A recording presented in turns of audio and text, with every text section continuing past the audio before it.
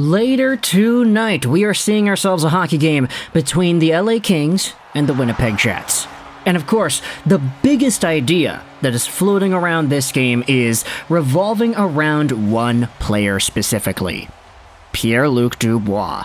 Former Winnipeg Jet who had requested a trade out of Winnipeg, got sent over to LA, signed the big extension, he's over there, he's sticking around, and what I wanted to do in this video was go over Dubois and his path, as well as some recent comments he had made regarding his departure from Winnipeg. Now, this is interesting because not only does he talk about the Winnipeg situation, but he also highlights briefly what happened in Columbus too, and how these two ideas conflict with how people perceive him nowadays. It's interesting, right? Pierre-Luc Dubois speaking out about his trade requests from both Columbus and Winnipeg, ahead of the LA Kings and Jets game that will take place later tonight. Let's go over the profile before we dive into the article we're going to be pulling from. Pierre-Luc Dubois, 25 years old, big dude, 6'3", 218, left-handed center, signed till the end of 2031, making $8.5 million a year. Wowzers, what an extension. The guy is making big money, he's living in LA, this is a pretty cool environment for him, he's not under the microscope in LA as he had been in Winnipeg, and I guess you could say Columbus, which I don't really think that's how it works, but either way, different environment, LA, Hollywood, whatever, it's pretty cool. This season though, for LA, Pierre-Luc Dubois has 0 points in the 2 games played he has had so far. Pretty big decline from the 63-point season he had in 73 games last year with the Winnipeg Jets before playing in the playoffs, losing in the playoffs, and eventually getting traded.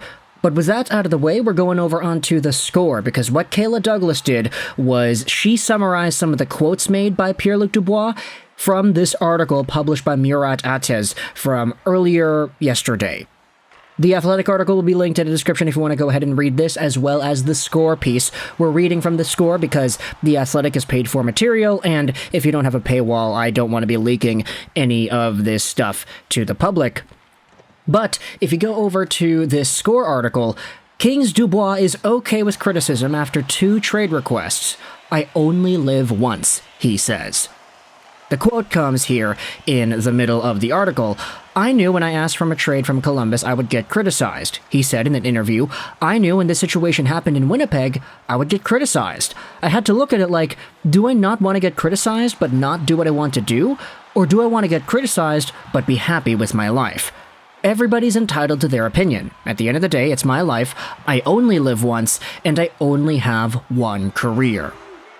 The article in the scores page goes over his tenure with both of the teams. It talks about how in Columbus he was pretty good, but then he wanted to change of scenery because John Tortorella benched him. They didn't really get along. We all remember the last shift that Pierre-Luc Dubois had as a member of the Blue Jackets before getting benched and inevitably getting traded, where he just kind of went out there for a skate, didn't really do anything, glided around, and then went back off onto the bench.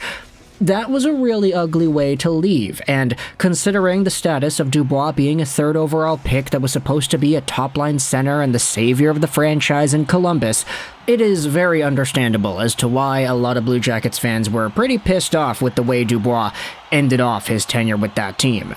Patrick Laine is doing pretty all right now in CBJ, but taking his career over to Winnipeg, Pierre-Luc Dubois was a pretty good player, all things considered. We had just talked about the point production, the goals, the assists, the two-way edge that he started to develop and actually hone. He was a pretty good player, but he just didn't want to stay in Winnipeg, which is somewhat of a problem if you're the Winnipeg Jets, knowing that top-tier players that are on your team do not want to re-sign.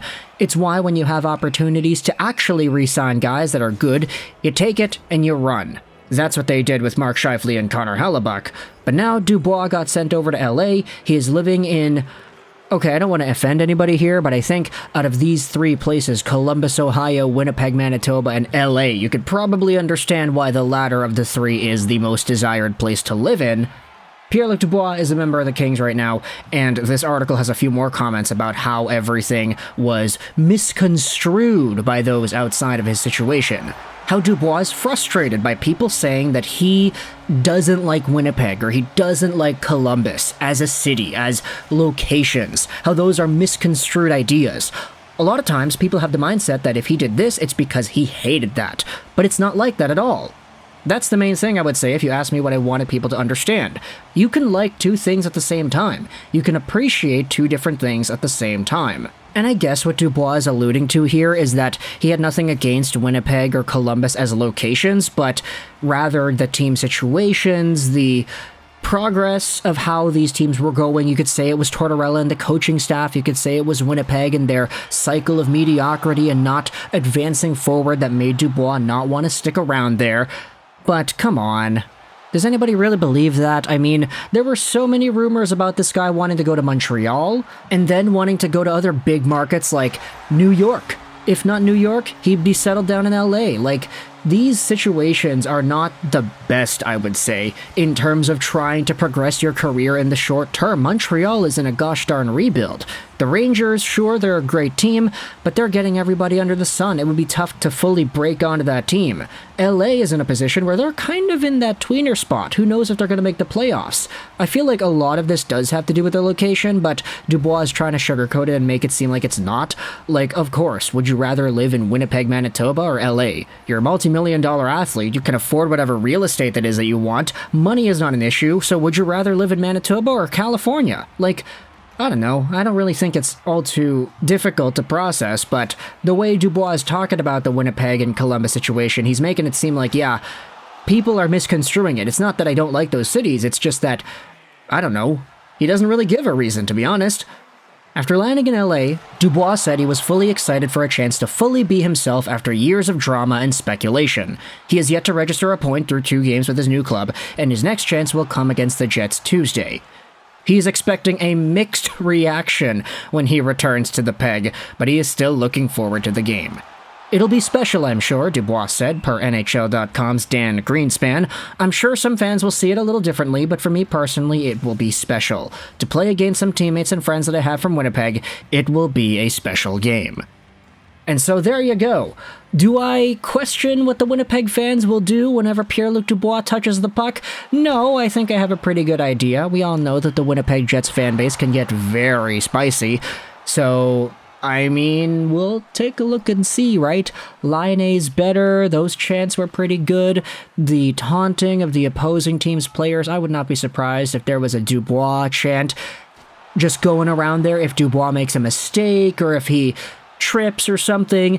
Whenever he touches the puck, there's probably going to be a few boos. I mean, the Winnipeg Jets fan base, the whiteout, y'all can get pretty nasty and rowdy sometimes. So, I'm not really going to say I have any expectations, but y'all can do whatever it is that you want in the stands when the game gets going. So if you're a Winnipeg Jets fan or Columbus Blue Jackets fan, let me know your thoughts in the comment section below. How do you feel about Pierre-Luc Dubois speaking out about his departure from your teams once again? Now, he's not saying that it was based off of the environment or the cities. He's just trying to say that, I don't know, he needed a change of scenery. He wanted to get away from the drama. What are your thoughts on how he processed that situation and his response to it all? If you're an LA Kings fan, how has Dubois been for you early on in this season? The guy's got 0 points in 2 games. Obviously a big step down point per game wise, but the season's so early it's not really worth looking into. The guy's going to start scoring soon. He's going to start producing points soon. Maybe he even bests his point production from last year. But based off of what you've seen so far, LA Kings fans, how has Dubois mixed in with your center core, with Kopitar, with Danault, with these other guys, with QB? How is everything going? Thoughts in the comment section below. I hope you enjoyed this video. And bye.